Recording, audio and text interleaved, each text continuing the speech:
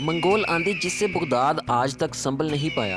دوستوں، منگول افواج نے جب بغداد شہر کو فتح کیا تو اس سے پہلے انہوں نے تقریباً 13 دن تک بغداد شہر کو گھیرے میں لیے رکھا، اور جب مزاحمت کی تمام امیدیں دم توڑ گئی تو 10 فروری سن 1258 کو فسطیل کے دروازے کھل گئے۔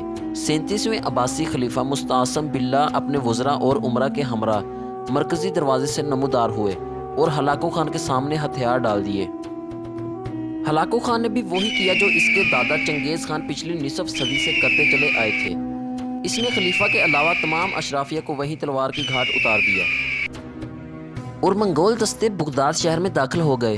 اس سے اگلے چند دن تک جو ہوا اس کا کچھ اندازہ مورخ عبداللہ شیرازی کے الفاظ سے لگایا جا سکتا ہے۔ مورخ عبداللہ شیرازی کے الفاظ تھے کہ وہ شہر میں بھوکے گدھوں کی طرح پھر گئے، اس طرح جیسے غضبناک بھیڑیے بیڑوں پر ہلہ بول دیتے ہیں۔ بچوں، بوڑھوں، مردوں اور عورتوں کسی کا کوئی لحاظ نہیں کیا گیا۔ جو جدھر نظر آیا، جہاں نظر آیا، سب کو موت کی گھاٹ اتار دیا گیا۔ حرم کی عورتوں کو گلیوں میں گھسیٹا گیا اور ان میں سے ہر ایک منگولوں کا کھلونا بن کر رہ گئی۔ دریائے دجلہ کے دونوں کناروں پر آباد بغداد الف لیلہ کی شہرزاد کا شہر تھا۔ خلیفہ ہارون الرشید اور خلیفہ مامون الرشید کے قائم کردہ دارالترجمہ کا شہر تھا۔ یہ وہ شہر تھا جہاں مترجموں کو کتابیں تول کر معاوضہ کے طور پر سونا دیا جاتا تھا۔ اس بات کا درست اندازہ لگانا مشکل ہے کہ کتنے لوگ اس قتل عام کا شکار ہوئے۔ مورخین کا اندازہ ہے کہ 2 لاکھ سے لے کر 10 لاکھ لوگ تلوار، تیر یا بھالے کی گھاٹ اتار دیے گئے۔ ایک اور روایت میں ہے کہ ہلاکو خان بھی اپنے دادا چنگیز خان کی طرح کھوپڑیوں کا مینار بنایا کرتا تھا، تو اس نے اپنے ہر ایک سپاہی کی ڈیوٹی لگائی تھی کہ وہ 20 لوگوں کا سر قلم کر کے لائے گا۔ تاریخ کی کتابوں میں لکھا ہے کہ بغداد کی گلیاں لاشوں سے اٹی پڑی تھیں اور چند دن کے اندر اندر ان سے اٹھنے والے تعفن کی وجہ سے ہلاکو خان کو شہر سے باہر خیمہ لگانے پر مجبور ہونا پڑا۔ اسی دوران جب عظیم الشان شاہی محل کو آگ لگائی گئی ہوگی تو اس میں استعمال ہونے والے آبنوس اور سندل کی قیمتی لکڑی کی خوشبو آس پاس کے علاقے کی فضاؤں میں پھیلی بدبو میں مدغم ہو گئی ہوگی۔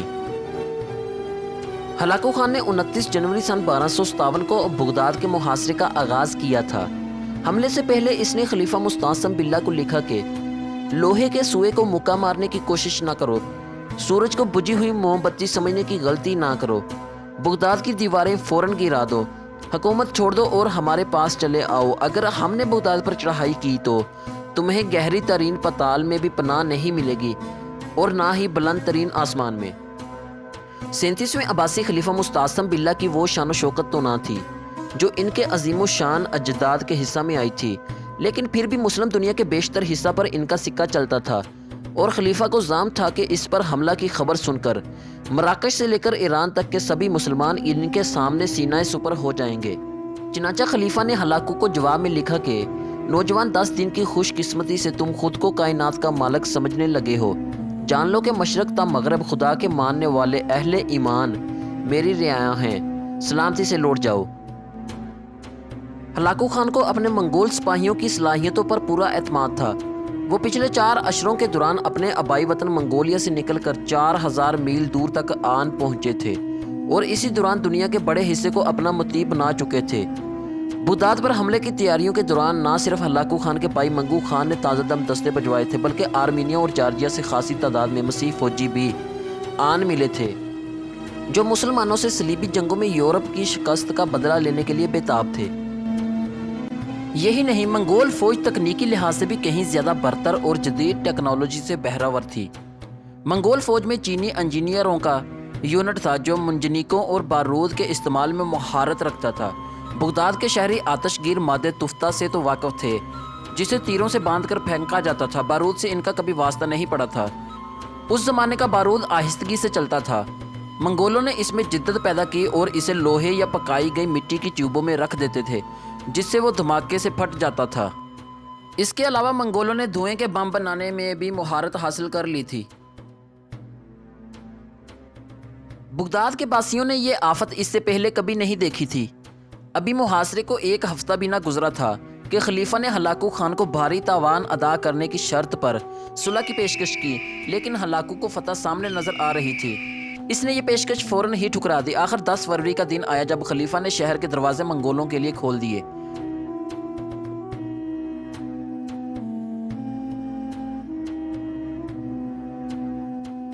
خلیفہ کی ہلاکت کے بارے میں کئی کہانیاں مشہور ہیں، تاہم زیادہ قرین قیاس ہلاکو کے وزیر نصیر الدین طوسی کا بیان ہے، جو اس موقع پر موجود تھے۔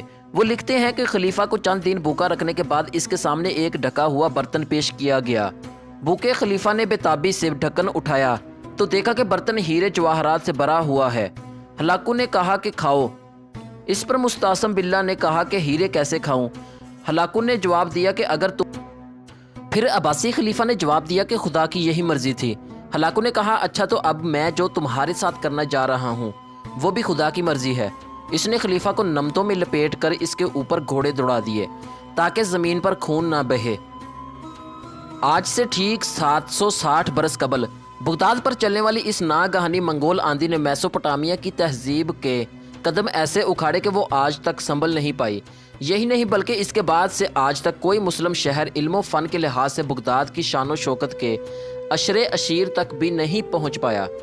بعض ماہرین نے لکھا ہے کہ مغربی تہذیب صرف اسی وجہ سے پھل پھول سکی کہ منگولوں نے اس وقت کی برتر مسلم تہذیب کو تباہ کر کے مغرب کے لیے راستہ ہموار کر دیا تھا۔ مزید ایسی ویڈیوز کے لیے ہمارے چینل کو سبسکرائب کریں اور بیل آئیکن کو پریس کر لیں۔